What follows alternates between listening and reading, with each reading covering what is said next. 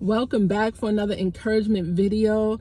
Listen, I just want to encourage you today that God sees you, sees your every need. He sees your circumstance. He sees you, and he knows what you're going through. I just want to bring you some encouragement from Genesis 16, 7 through 13. You can go read it, but it's a part of the story of Abram and Sarai, and God giving them a promise of a son. And it was taking a long time for it to happen. And so Sarai had an idea of giving her husband her servant to marry and to create this promise that God had told them about a son with her. And so when you read the story, Sarai, began to treat Hagar, it says, with contempt, treating her harshly. And so Hagar got tired of it and she's like, I'm running away.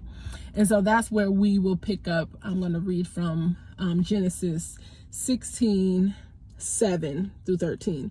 And so it says, now the angel of the Lord found her by a spring of water in the wilderness, by the spring on the way to Shur. And he said, Hagar, Sarai's maid, where have you come from and where are you going? She said, I am fleeing from the presence of my mistress Sarai.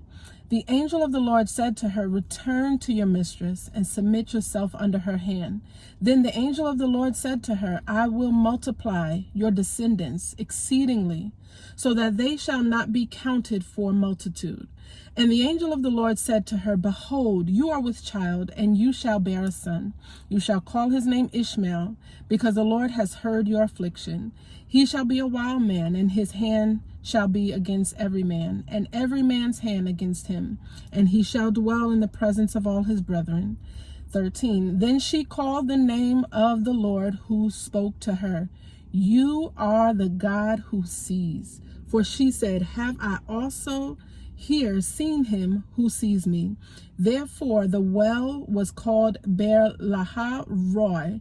Observe, it is between Kadesh and Bered. Hopefully I said that right. Beer Lahai Roi. But anyway, so he showed up as the God who saw her. And I just think that's so beautiful how, she's running away. She's out here not knowing where she's going, what's going to happen. And the Lord speaks to her out there and just calls to her and says, speaks to her situation basically. And so I just want to encourage you that just as God saw Hagar in that situation, he sees you in your situation. He sees you in your circumstances. And not only does he see you, but he is there. He is the God who is there.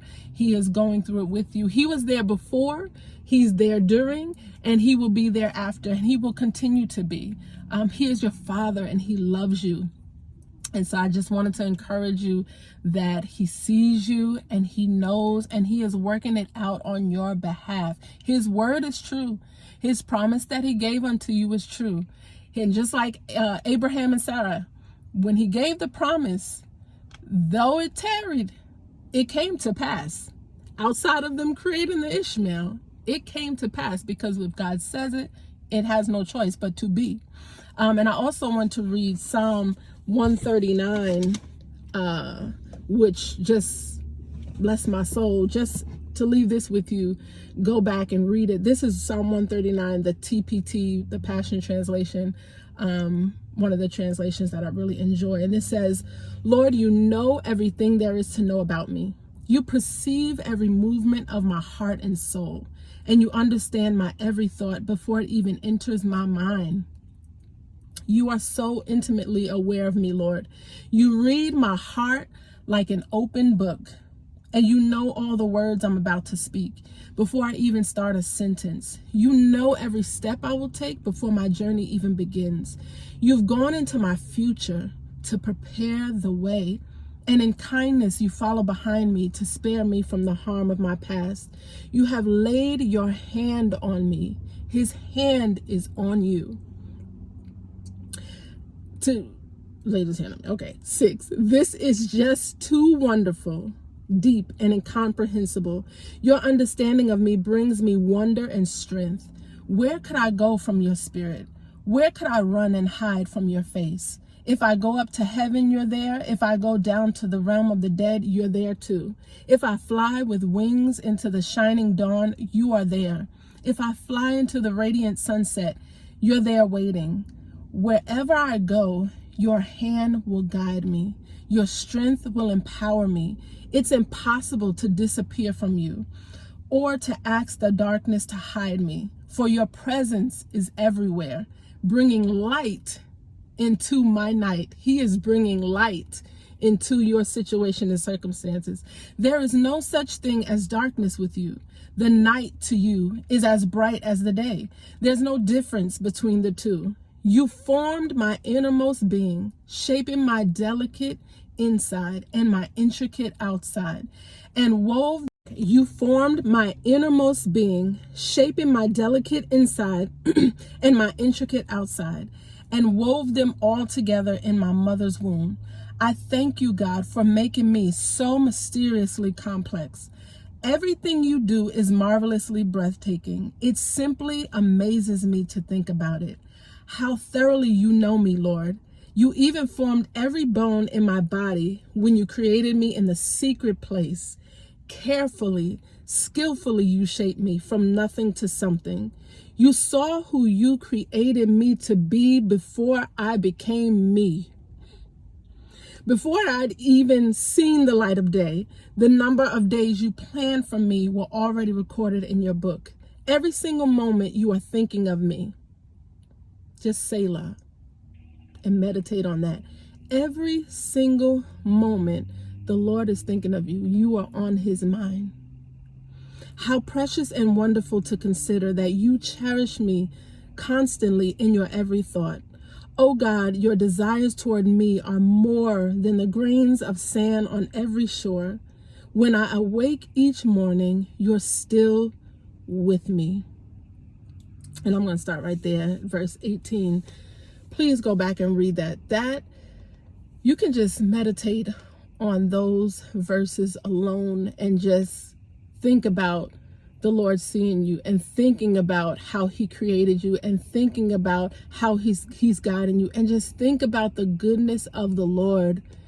And that's going to just lead you into worship. And that's just going to lead you into taking your eyes off the situation and the circumstance and focusing on him and him alone. And that is going to bless your soul as the word always does.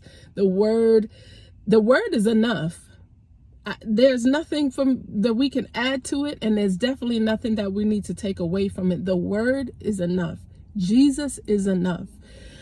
God seeing you is enough. And his word says in Romans 8 that he's working out all things for your good. It's working for your good. It may not feel good. It may not look good. Sometimes things, even the ending of a thing, seem like it didn't turn out too good. But I guarantee you, no matter what it looks like, no matter how that thing turned out, the Lord is going to take that thing and work it for your good. There's lessons, there's different things, there's protection. There's a whole lot of things that may be going on that we may not know and may not understand with our finite minds. But God is infinite and he loves you, and you're his child. So he is working those things out for you. So I just want to encourage you. God sees you. He loves you. He knows you. You are his. Meditate on that Psalm 139, 1 through 18, in whatever version is comfortable with you, but really look at it in that TPT. It just really administers some extra to my soul. Anyway, be blessed, and until next time when I come with another encouragement video, have an amazing day.